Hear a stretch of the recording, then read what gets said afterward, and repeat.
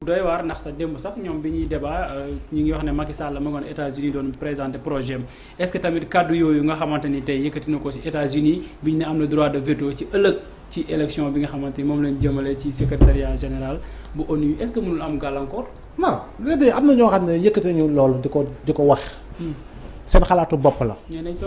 non je dis waaw seen xalaatu bopp la.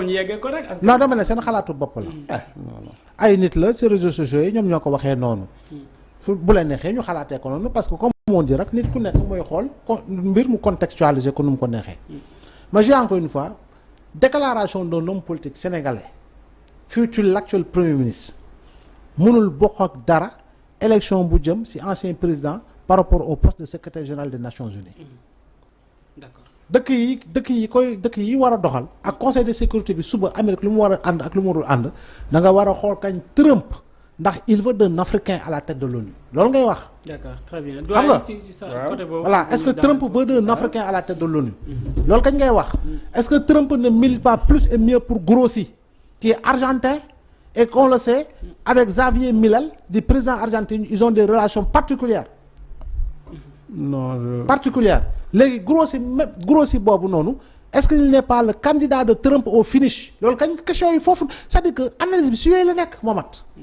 kan la Trump gën a bëgg daal. non waaw dama ne voilà parce que Trump c'est un suprémaciste blanc. Trump c'est un suprémaciste blanc.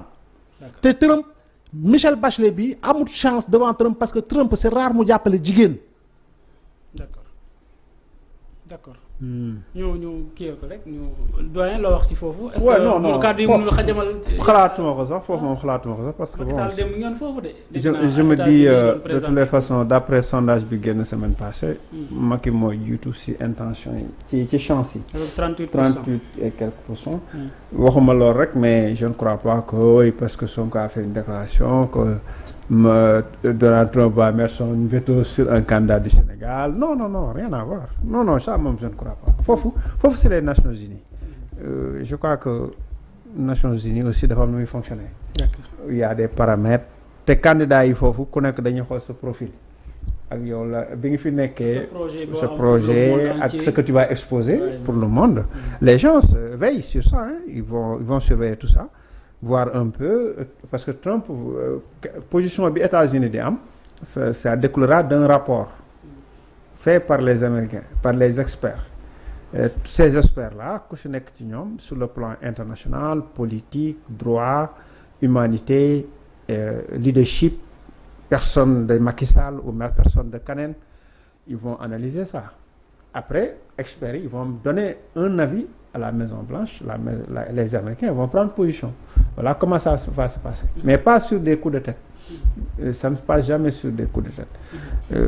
donc yooyu aw ma ci xalaatewu ma sax côté boobu xaw ma kuy xalaate côté boobu mais quand même tu je pense que gars yi ils sont fertiles en imagination mais bon côté boobu moi aw ma ci sax lu ma ragal aw ma également lu ma ragal ci impact sur la coopération États-Unis-Sénégal aw ma ci lu ma ci ragal ci côté boobu mais je dis simplement quand il y a un acte qui n'est pas convenable dañ naan acte bi c'est pas convenable. D'accord. Que toutes les vérités c'est la vérité ce qu'il dit mais toutes les vérités ne sont pas bonnes à dire et même si c'est bon à dire c'est pas sur la place publique voilà ce que je dis ensuite c'est pas la personne habilitée à le dire parce que le président de la République on lui laisse la diplomatie et tant qu'il y a cette forme de déclaration kii wax fii on a l'impression que dualité bi am ci état bi mooy répercuté wu sur la diplomatie